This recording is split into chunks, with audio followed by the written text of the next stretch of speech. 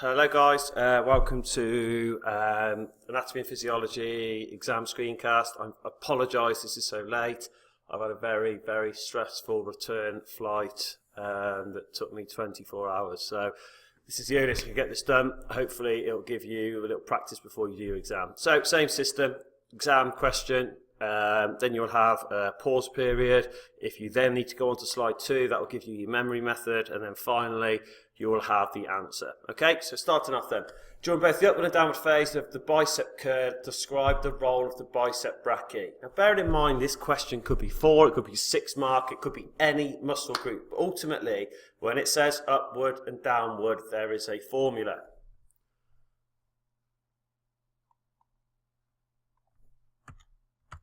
So, to get that answer, if you want to move forward now, going back up there, sorry. Okay, so you've got that. So basically, let's just go on here. You should have got to this bit here. Ago con, ago ni. That was the kind of key memory method. Moving on from there, the answer would be this. Key focus, I'm going to talk very briefly. You have to make sure you define the contraction type, what it means. Concentric, eccentric. You can also add on to the end that what movement that kind of muscle on the upward phase causes at the particular joint. You put flexion, but don't put elbow, no mark. You put bicep brachii, see it on, is he still the agonist muscle, and don't put it acts as a resistance against gravity somewhere, no mark. Okay, you've seen the answer, off we go. This question, describe the structural and functional characteristics of muscle fibres, slow twitch type 1, and we're going to do fast twitch type 2B. For your next kind of Easter revision, we'll focus on 2A. So just slow twitch type 1, fast twitch type 2B. Can you remember the memory method? Can you remember 3 structural, 3 functional characteristics? Memory method, S structural, S equals size plus 2. Functional equals F equals sock, fatigue. Starting with slow, you remember you turn slow, fits into 2 words. You have low and slow. Slow twitch type 1 then. Smaller size, I'm not going to read it out, you can read it yourself.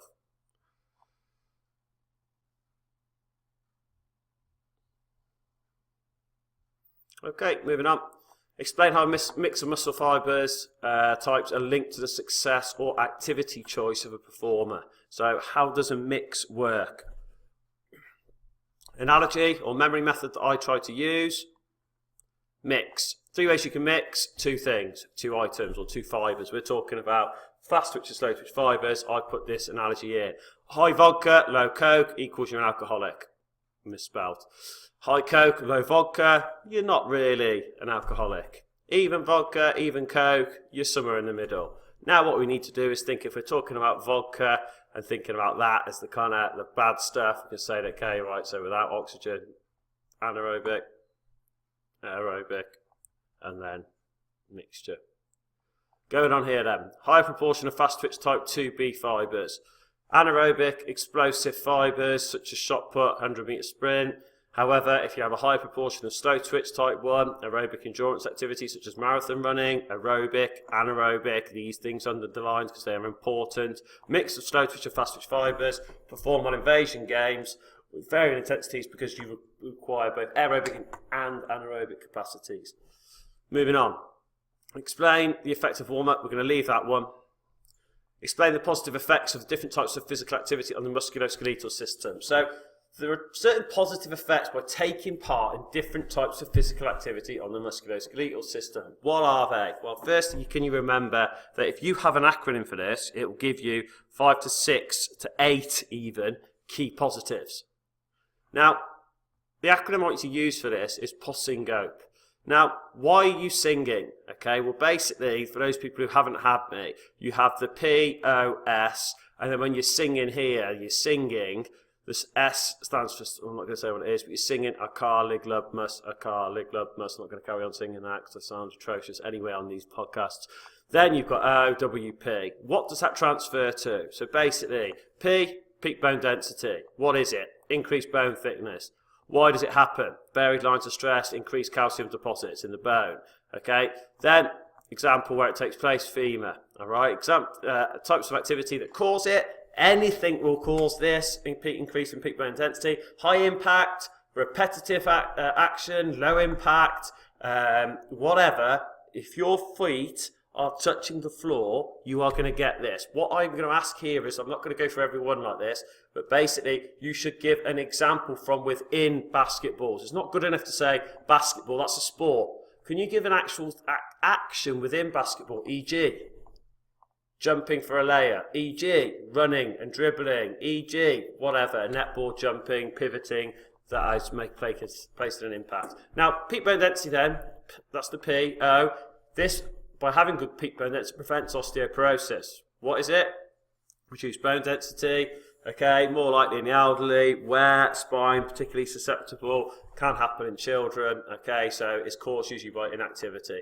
So going on from there, next bit then, so that's PO, so now we're on to the S. Now S stands for stability, obviously we need to precede stability with joint stability, and you're going to sing a garlic lubmus, a garlic lubmus, a garlic lubmus.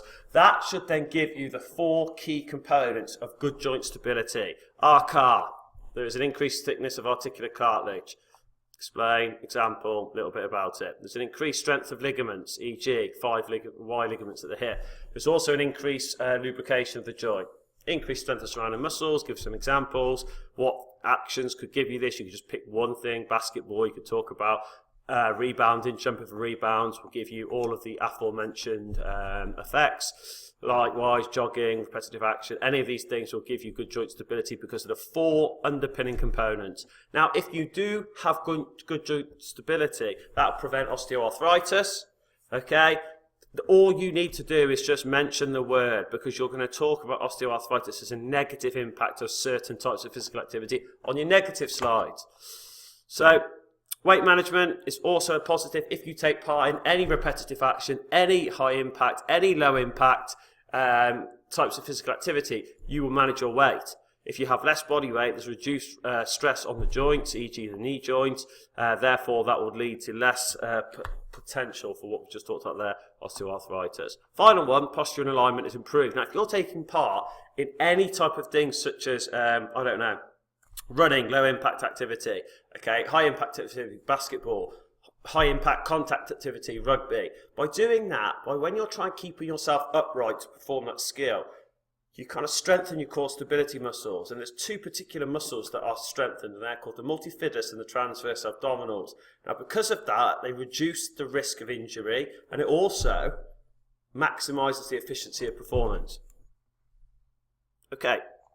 Explain the negative effects of different types of physical activity. I'm only going through these in a bit more detail because I don't teach these to you, to the groups I'm sending this screencast to. So I'm just taking you through my way of thinking on this. So, going back, explain the negative effects of different types of physical activity on the musculoskeletal system. There is a mnemonic, which is a sentence that will translate into your memory and give you 4 to 5 to 6 key things to talk about. The mnemonic is: growing places stress on our cartilage and ligaments when playing tennis or golf, which I've missed out at the bottom. So basically, what does that mean? So you've got here, growing places, can you work out what that means? Stress, can you work out what O? Can you work out what R? Car, they work together. Ligaments, and then obviously you've got when playing tennis or golf. So, growing places. Okay, so what is growing places equals growth plate? Growth plate, immature, undeveloped bone. That's what it is, okay? Where located between epiphysis and diaphysis and long bone, e.g. femur, particularly susceptible to injury. Okay, so going on from there, types of activity: high impact, repetitive action. You know, for example, I mean, there's an example of Tom Daly only being allowed 5 dives a day when he was like 14 due to the fact he hadn't fully developed his growth plate at that point. Stress. Stress refers to stress fractures. What is a stress fracture? It's a hairline crack in a long bone, and an example of that could be the tibia. Okay, how does it link to different types of physical activity? Well, when you're taking part in things like high impact activities, such as basketball, such as cricket, bowling, okay, this can link to kind of little stress fractures can happen in the tibia, can also happen in the back, in the spine. So there's some examples of where you can have that. Osteoarthritis. Now, when you get to that mnemonic, you've got on, cartilage. Obviously, R spelled wrong, okay, but it's because when you're talking about osteoarthritis, you must talk about the fact that osteoarthritis is the degeneration of articular cartilage. That's what it is. They work together. It's a description. So it's caused by wear and tear, leads to reduction in synovial fluid, causes bone spurs, discomfort. Okay, that's the key technical detail behind osteoarthritis. Dries your joints up, you get bone spurs around the joint, and it can cause real discomfort. How can you have it? Well, things such as kind of high impact activity constantly. Although you get joint stability from high impact activity such as layups in basketball, you continuously do that for 40, 50 years, and it can kind of link to that kind of concept of osteoarthritis. People who are particularly susceptible, people who do repetitive high impact activities like hockey, they're constantly leaning. When you're playing hockey, you lean on your back leg. Okay, when you're dribbling. So basically that is constantly bent. So there's a real stress on your knee joint. Ligament tears, sideways impact at the knee.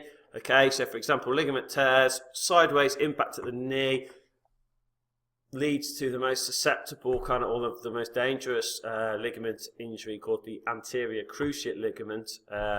So basically if that happens, it's when your knee gets caved in from the side. If you have that, your anterior cruciate ligament, that can be a really difficult one to come back from. That can happen in high impact sports such as rugby, football, etc. Last one, tennis elbow. Okay, so tennis elbow, overuse, repetitive action injury. It basically takes place in the inside and the outside of the elbow, okay, which can cause inflammation and pain. Golfer's elbow, if you just mention that as a disease on top. Okay, growing pace of stress on our ligaments and when playing golf and tennis. That's your mnemonic. Remember the mnemonic. That gives you a plan. Can you say what it is? Can you say why it happens? Can you say where it takes place? And then can you give an example? Do that, and you're in a very good position to answer this. Going on then. Explain how neural control will lead to an increased heart rate. So, looking at that question, it could be increased and decreased. So you need to make sure you can understand that. So where are we going? I've got to be quick, so we've only got 2.5 minutes left. So going on here, neural is the key word. Neural equals receptors. Receptors should unlock a chain of events that would allow an increase in heart rate.